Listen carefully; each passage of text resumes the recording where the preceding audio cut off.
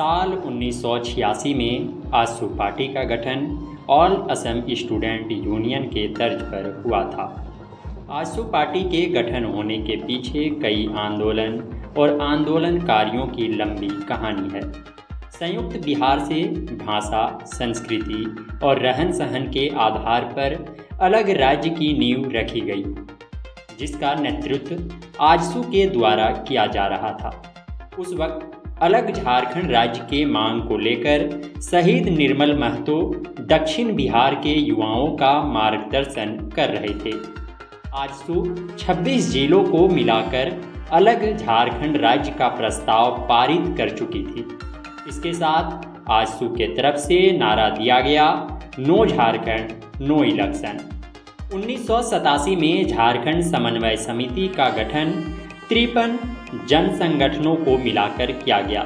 फिर नई दिल्ली में प्रधानमंत्री के निजी सचिव माखनलाल फौतेदार को आजसू ने झारखंड निर्माण के लिए एक ज्ञापन सौंप दिया। फिर कई आंदोलनों और प्रदर्शनों के बाद साल 2000 में बिहार से अलग झारखंड को अस्तित्व में लाया गया। इसके बाद आजसू ने कई लोकतांत्रिक चुनावों में अपना बेहतर परिणाम दिया। हर 3 सालों में आजसू केंद्रीय महाधिवेशन का कार्यक्रम कराती है। राज्य और कई दूसरे प्रदेशों से पार्टी के नेता और कार्यकर्ता इसमें शामिल होते हैं। इस बार के महाधिवेशन में पार्टी ने सभी राजनीतिक दलों, अन्य क्षेत्रों से जुड़े लोगों और जानकारों को आमंत्रित किया है। 3 दिनों के इस महाधिवेशन में भाग लेने आए कार्यकर्ताओं से बात करने पर कई तरह के सुझाव सामने आते दिख रहे हैं। महाधिवेशन में आए हुए हैं, कैसा लग रहा है और महाधिवेशन में आने का प्रमुख कारण आपके तरफ से क्या है? सबसे पहले तो पोस्ट इंडिया चैनल को हमारी ओर से, आजसू पार्टी की ओर से बहुत बहुत धन्यवाद। और हम लोग महाधिवेशन में आए हैं, चूँकि महाधिवेशन 3 दिन का है और 3 दिन में झारखंड के जो ज्वलंत मुद्दे हैं, ज्वलंत जो विषय है, इस पर विस्तृत से चर्चा होगा। 3 दिवसीय मंथन होगा, चिंतन होगा। खास करके स्थानीय नीति कैसा हो, युवा नीति कैसा हो, नियोजन नीति कैसा हो, कृषि नीति कैसा हो, युवा नीति कैसा हो, महिलाओं का नीति कैसा हो, उद्योग नीति कैसा हो, इस सब 3 दिन का डिटेल विस्तृत कार्यक्रम है। उसी में हम लोग शिरकत करने आए हैं।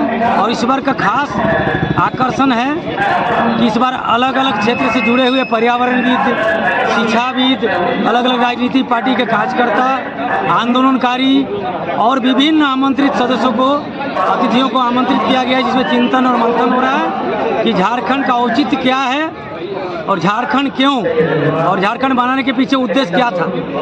इसके पीछे 3 दिन का चिंतन होगा, मंथन होगा। फिर उसमें आजसू पार्टी का उसी के आधार पर संविधान बनेगा, घोषणा पत्र बनेगा। इसलिए माननीय केंद्र समिति के समक्ष हम लोग अलग अलग प्रखंडों से आए हैं अपना अपना सुझाव लेके कि सरकार वर्तमान में कुछ काम नहीं कर रही। ये बोली थी कि प्रत्येक साल 5 लाख रोजगार देंगे, और अगर हम रोजगार नहीं दे पाए तो बेरोजगारों को बेरोजगारी भत्ता देंगे। BA पास को 5000, MA पास को 7000, किंतु ना तो रोजगार मिल रहा है, न बेरोजगारी भत्ता मिल रहा है। उल्टे बेरोजगारों के ऊपर लाठीचार्ज हो रहा है, केस मुकदमा हो रहा है, और जहाँ जहाँ विस्थापित लोग हैं उसके ऊपर भी कोई ध्यान नहीं जा रहा है गवर्नमेंट का। इसलिए हम लोग गवर्नमेंट को भी इसी मंच के माध्यम से, महाधिवेशन के माध्यम से उनका भी ध्यान आकृष्ट करना चाहते हैं कि अलग अलग यहाँ पे झारखंडियों के लिए, मूल निवासियों के लिए यहाँ पर खतियान आधारित नियोजन नीति का निर्माण किया जाए, ताकि यहाँ के लोगों को रोजगार मिले, युवाओं को रोजगार मिले। आपका परिचय? मैं सुनील कुमार सिंह, केंद्रीय सचिव, आजसू पार्टी।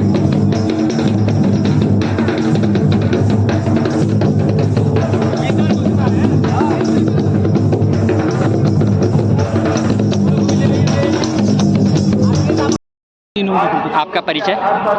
मेरा परिचय है, हम तमाड़ से आए हैं। तमाड़ पश्चिमी सब जिला परिषद सदस्य हैं। विजय सिंह मानते मेरा नाम है। महाधिवेशन में आने का कारण क्या है?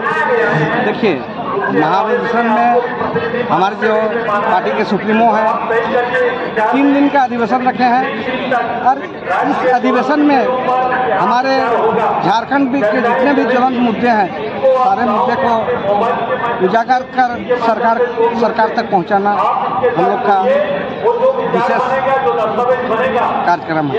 अभी तो आजसू सरकार में नहीं है, तो फिर आप सरकार बनने के बाद तो आप कुछ करेंगे ना? वो तो हम लोग सरकार पहले भी बने हैं और बाद में बनेंगे तो हम लोग इससे अच्छा काम करेंगे। आजसू सुप्रीमो सुदेश महतो को क्या सुझाव देना चाहेंगे झारखंड के हित में? हम लोग यही सुझाव देना चाहेंगे कि हमारे यहाँ के मूलवासी, हमारे आदिवासी बेरोजगार युवा को यहाँ के स्थानीय नीति में शामिल कर सभी को रोजगार मिले और यहाँ के युवा को बेरोजगारी से मुक्ति मिले। राज्य में भाषा और खतियान को लेकर आंदोलन कर रहे जयराम महतो के बारे में भी पार्टी के युवा नेताओं और कार्यकर्ताओं का अपना अलग अलग राय है। आज का ये जो जिस उद्देश्य से रखा गया है, यहाँ तो ये कहें कि जो आजसू पार्टी है आंदोलनकारियों का पार्टी है। ये आजसू पार्टी जो है आजसू पार्टी नहीं है, ये छात्रों का, नौजवानों का और झारखंडी हित के लिए सोचने वाला पार्टी है। ये असली झारखंडी पार्टी है और झारखंड के लिए जितने भी वीर सपूत हैं जिन्होंने लड़ाई लड़ा है अलग झारखंड राज्य के लिए, तो कहीं ना कहीं आजसू का दिन है और आज ये झारखंड राज्य अलग हुआ है। और मैं तो यही कहूँगा कि आज जो ये कार्यक्रम किया गया है ये हम लोग के झारखंड आंदोलनकारी को याद और वो लोग क्या क्या काम किए हैं इसको फिर से उजागर करने के लिए और उसको फिर से पर्दा में लाने के लिए सुदेश महतो जी ने एक नया इतिहास लिखने का काम कर रहे हैं। और ऐसा कोई नेता नहीं है जो झारखंड के आंदोलनकारियों को पहचान दिला सके। आज देख रहे होंगे आप झामुमो का इतना दिन से सरकार है, आज तक उन्होंने ये स्पष्ट नहीं किया कि आंदोलनकारी कौन है। ये अस्पष्ट है, नियोजन नीति अस्पष्ट है, विस्थापन नीति अस्पष्ट है, स्पष्ट नहीं किया है। उन्होंने 5 लाख रोजगार देने की भी बात कही थी, आज जुआ सड़कों पर गए, जुआ लोग किसी के पास रोजगार नहीं है। तो ये तमाम चीज़ों को, तमाम मुद्दों को, ये मूलभूत मुद्दे हैं, झारखंडी मुद्दे हैं और तमाम मुद्दों को लेकर सुदेश महतो जी आगे आ रहे हैं। और झारखंड आंदोलन का, झारखंड के लिए कितना खून पसीना, कितनों ने अपने सिर काटा दिए हैं, कितनों की लहू से ये झारखंड का जो है नवनिर्माण का खूनों से सींचा गया है, ये झारखंड है। तो इस झारखंड को क्या होना चाहिए और इसका दशा और दिशा क्या होना चाहिए, इस सुदेश महतो जी तक। और हम लोग पूरा आजसू के प्रत्येक नौजवान जो ज़मीन से जुड़े हुए हैं, चाहे जिला से हो चाहे डिस्ट्रिक्ट से हो, पूरा ऑल झारखंड से उन्होंने सबका आह्वान किया है कि सब कोई एक मंच पे आना होगा, तब जाके ये झारखंड का हम लोग का जो हम लोग का पहले का जो हम लोग का सपना है, जो अलग अलग झारखंड का, और इतना दिन हो गया उसको साकार करने के लिए उसके जो है आज हम लोग नए झारखंड की तरह से देखेंगे, इसके लिए काम कर रहे हैं। एक युवा होने के नाते जयराम महतो को आप किस मोर्चे पर अभी वर्तमान परिस्थिति में पाते हैं? पहली बात तो उन्होंने भी सरकार के बारे में स्पष्ट बात कही है और उन्होंने रोजगार के विषय में कहा है। और जहाँ तक वो मुखरता से आए हैं उसका ये है कि 1932 खतियान को लेकर वो सबसे पहले आए।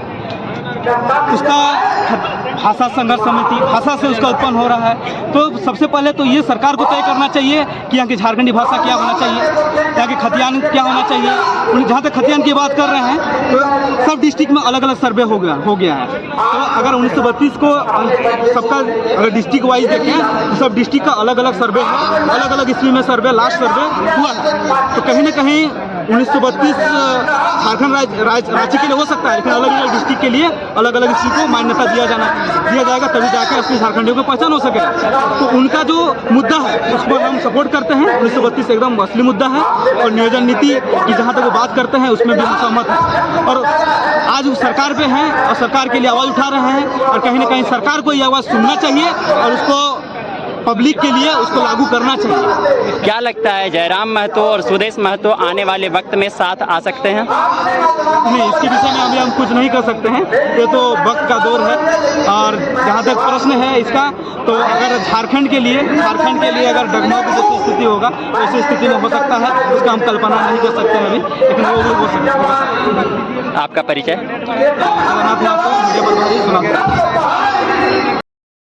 महाधिवेशन में आने का कारण क्या है और आप लोग इस महाधिवेशन को कैसे देखते हैं?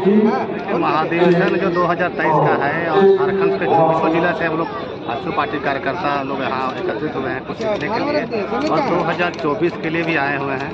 लेकिन इस मंच में आके देखें हम लोग कि सुदेश सर का जो सोच है, जो आंदोलनकारी जो थे, जिसने झारखंड को अलग राज्य का दर्जा दिलाने के लिए जो आंदोलनकारी जो छिप गए थे, गुम हो गए थे, उनको खोज के आज सम्मान देने का काम किया। ये सबसे बड़ी उपलब्धि हमको लगा।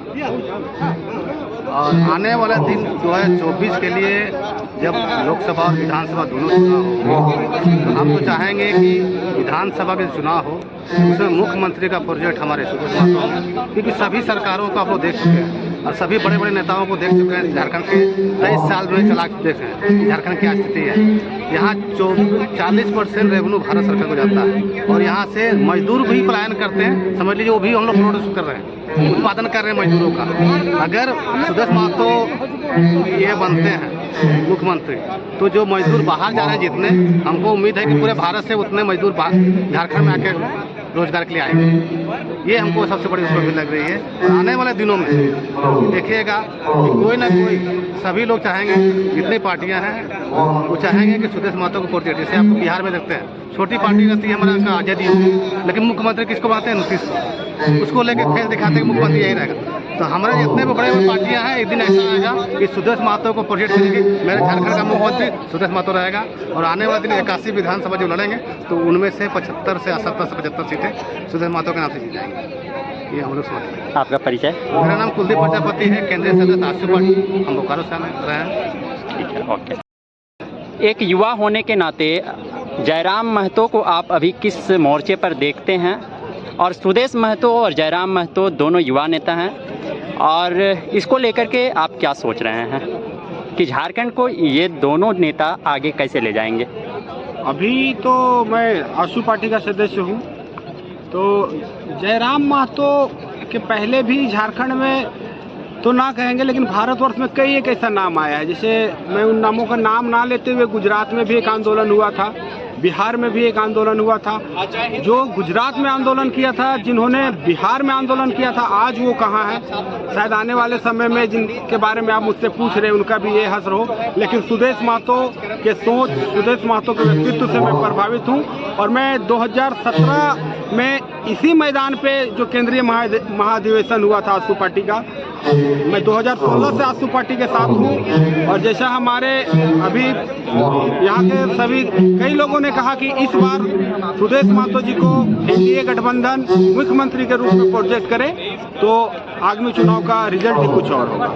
झारखंड के युवाओं का भी एक बड़ा जो वर्ग है वो जयराम महतो की ओर जा रहा है। इससे सुदेश महतो को क्या नुकसान नहीं हो सकता है? नहीं, कोई नुकसान नहीं सुदेश महतो का। देखिए, लोगों के प्रति एक जुड़ाव, एक नई चीज़ आती है ना मार्केट में, तो उसके साथ लोगों को एक ज़बरदस्त तरीके से जुड़ाव होता है।